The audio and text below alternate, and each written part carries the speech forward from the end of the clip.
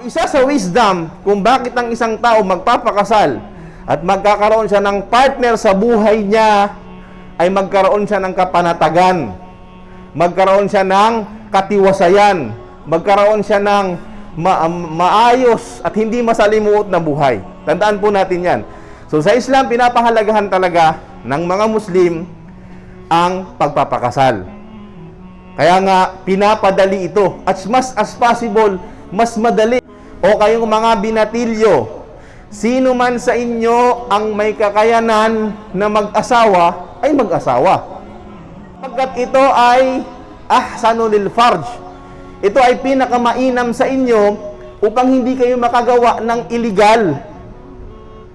Sabi ng Propeta Muhammad, wa aghaddu lil basar, at ito ay maganda sa inyong paningin, hindi na kayo hahanap at hindi na kayo maghahanap ng kung ano-ano pa.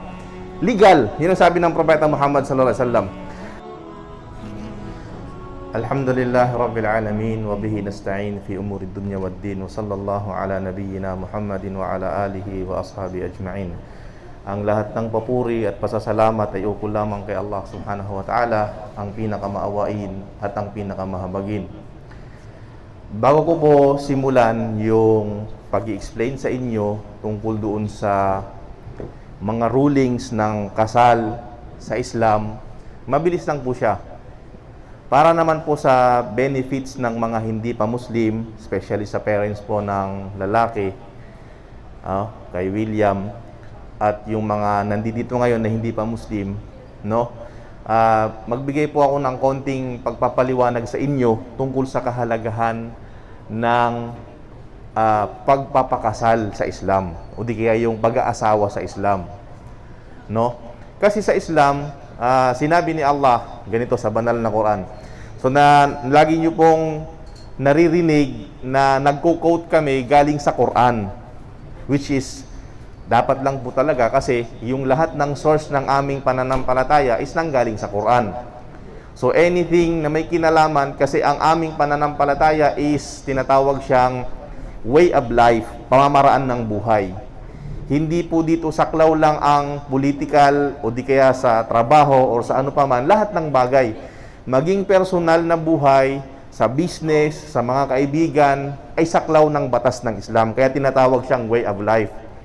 So, sa batas po namin, sa pamamaraan ng pamumuhay ng isang Muslim, ay isa sa mga mahahalagang sagrado na pinapahalagahan nito yung pagkakaroon ng legal na kasama sa buhay bilang isang partner, no? Ini-encourage po lagi sa Islam na kung ikaw ay may kakayanan na, sabi nga ni Allah, sabi ni Propeta Muhammad sa hadith, sabi niya, ya ma'syaras syabab, man istata'a minkumul ba'a falyatazawwaj fa innahu aghaddu lil basar wa ahsanu lil farj. Ang ibig sabihin po nun, sabi po ng mahal na propeta, yung pinakahuling propetang pinapaniwalaan namin, o kayong mga kabataan. Ina-address po niya dito yung kabataan. Not necessarily matanda na kayo, kasi nagiging problema, nagiging dilema sa atin sa kapanahunan natin ngayon.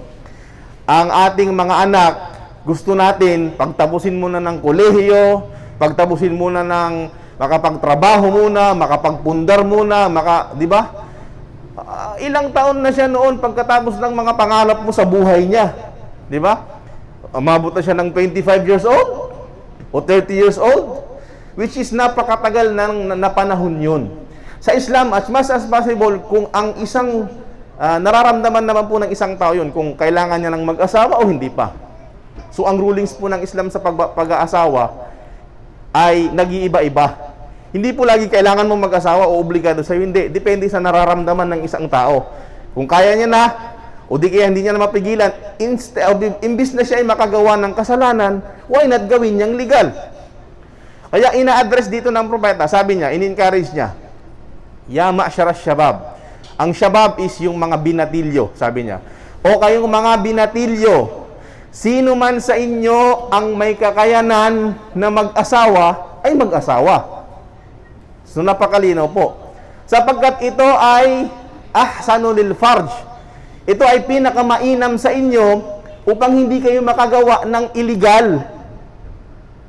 Sabi ng Propeta Muhammad, wa aghaddu lil basar, at ito ay maganda sa inyong paningin, hindi na kayo hahanap at hindi na kayo maghahanap ng kung ano-ano pa.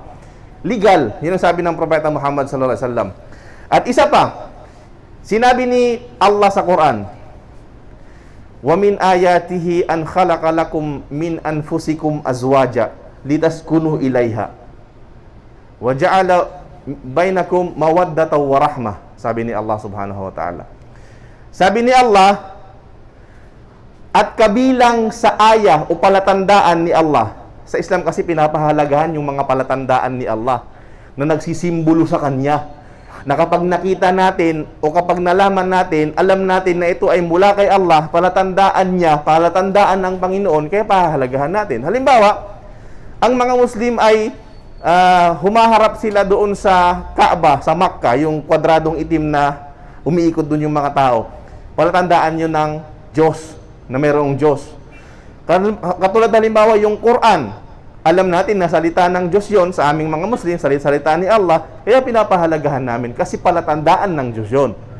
Kagaya din naman ng pag-aasawa at pagpapakasal, sabi ni Allah, kabilang sa mga palatandaan niya ay ang paggawa niya mula sa inyo ng partner.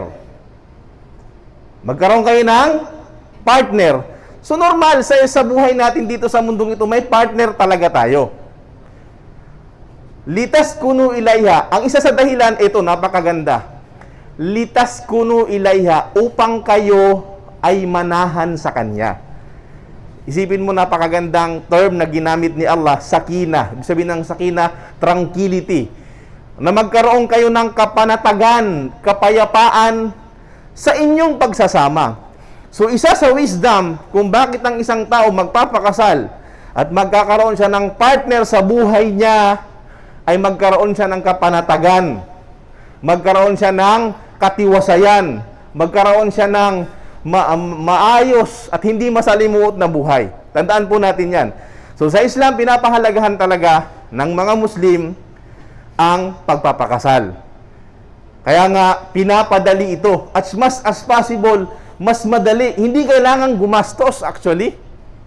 Kasi darating tayo mamaya sa pag-explain sa inyo, yung tinatawag na dowry o di kaya yung mahar. Iniisip kasi ng iba, especially sa mga hindi pa Muslim, bakit may dowry? Yung hinihingi ba na parang token ng lalaki, ng babae sa lalaki. Parang sinasabi nila, parang binili ata yung babae. Which is hindi. Bakit? Token yan as a sign ng respect sa babae. Na hihingi niya yan para sa lalaki, na ang ibig sabihin niyan, magiging memorable sa kanila yung hihingi niyang token na yon. Yun ang ibig sabihin. Mapapaliwanag po natin yon. So, ang kasunod ng aya, sabi ni Allah, bukod sa mananahang ka sa iyong mapipiling partner sa buhay, sabi niya, at ginawa din sa inyo yung tinatawag na dalawang bagay.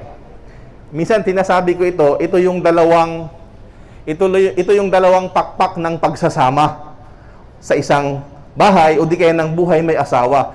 Para makalipad ng maayos ang inyong pagsasama, kailangan nyo ng dalawang pakpak sa inyong relasyon. Ano yun? Sabi ni Allah, وَجَعَلَ بَيْنَكُمْ مَوَدَّةً وَرَحْمَةً. At ginawa sa inyo, sa bawat isa sa inyo, partner kayo, ang bawat isa sa inyo, yung tinatawag na mawadda. Meaning, yung pagmamahal. Of course, di ba kapag magpapakasal ka ba sa isang tao na hindi mo mahal? Ewan, kung liban na lang siguro kung pinikot, kung pinikot, baka sakali. Pero usually, sa consent ng sarili mong kagustuhan yan, magulang mo, magpapakasal ka sa isang taong mahal mo. Normal lang yon. Pero, may pangalawang pakpak. Sabi ni Propeta Muhammad, sabi ni Allah, وَجَعَلَ بَيْنَكُمْ مَوَدَّةً وَرَحْمَةً. Yung pangalawa, yung tinatawag na awa. So, sa pagsasama, aminin po ninyo at saka sa hindi. Diba? Sa pagsasama ng buhay mag-asawa, sa unang bugso ng kanilang pagsasama is nandun pa yung sweetness, nandun pa yung malambing sila sa isa't isa, yung pagmamahal, punong-puno yung pagmamahalan nila sa bawat isa. Pero, di ba, aminin natin sa hindi, habang dumadaan yung panahon, nababawasan ng mababawasan yung kilig natin, sabihin na natin, yung kilig natin sa bawat isa sa atin. Kaya nga, hindi ba? Hindi gaya ng pagmamahal mo nung kinasal kayo, ang pagmamahal na mararamdaman mo 15 years ago pagkatapos yung ikasal. Tama po ba ako? Meron po ba? Meron siguro na simula nung kinasal sila hanggang ngayon, 15 years na is ganun pa rin yung kanilang pagmamahalan, yung kilig sa bawat isa. Pero definitely nababawasan. Kaya inilagay ni Allah yung pangalawang pakpak para lumipad yung ibon ng pagmamahal at pag-aasawa. Ano yon? Yung tinatawag na awa. Maaaring yung iba, paglipas ng panahon, yung pagmamahal nababawasan, or worst pa, baka nawala na yung pagmamahal. Pero kung wala ng pagmamahal ba, di ba? Ano nang gagawin mo? Sisipain mo na asawa mo? Paliliparan mo na ng kung ano-ano? Planggana, tinidor? Hindi ganun, di ba? Sa Islam, merong pangalawang pakpak. Ano yon? Yung awa. Meaning, titingnan mo yung sitwasyon. Kung hihiwalayan mo yan, lagi kayong mag-aaway, anong silbi ng inyong pagsasama? Hindi po ba? O hindi kayo, may mga anak na kayo, isipin nyo. Kung maghihiwalay kayo, just consider na ang inyong mga anak, lalaking walang mga magulang na magkasama, walang magdidisiplina sa kanila. So minsan kahit wala na kayong pagmamahal sa isa't isa, mas mainam na manatili kayong magkasama for the sake ng inyong mga anak. Hindi po ba? Yan ang sinasabi nating awa sa bawat isa sa atin. So sa Islam po ay pinapahalagahan ang pag-aasawa at ang pagmamahalan ng bawat isa. Imbis na mas, kumbaga, tingnan niyo po ito yung sinabi ni Propeta Muhammad sallallahu alaihi wasallam, sabi niya, man ja'akum man tardawna dinahu wa khuluquhu fazawwiju wa illa takun fitnatun fil ardi wa fasadun kabir. Ang kahulugan po nito is ganito. Sino man ang dumating sa inyo, isang lalaki, dumating sa inyong pamilya, na yung kanyang intensyon ay pakasalan yung inyong anak o yung babae sa inyong pamilya, pakasalan niya. So kapag ikaw ay dinatnan sa inyong pamilya ng taong gusto mo yung kanyang pag-uugali at especially yung kanyang relihiyon, kasi sa Islam kailangan Muslim sa Muslim, especially sa babae, dapat pakakasalan lamang niya is kapwa niya Muslim. Ganun po ka-stricto sa Islam sapagkat pinapangalagaan dito yung pananampalataya.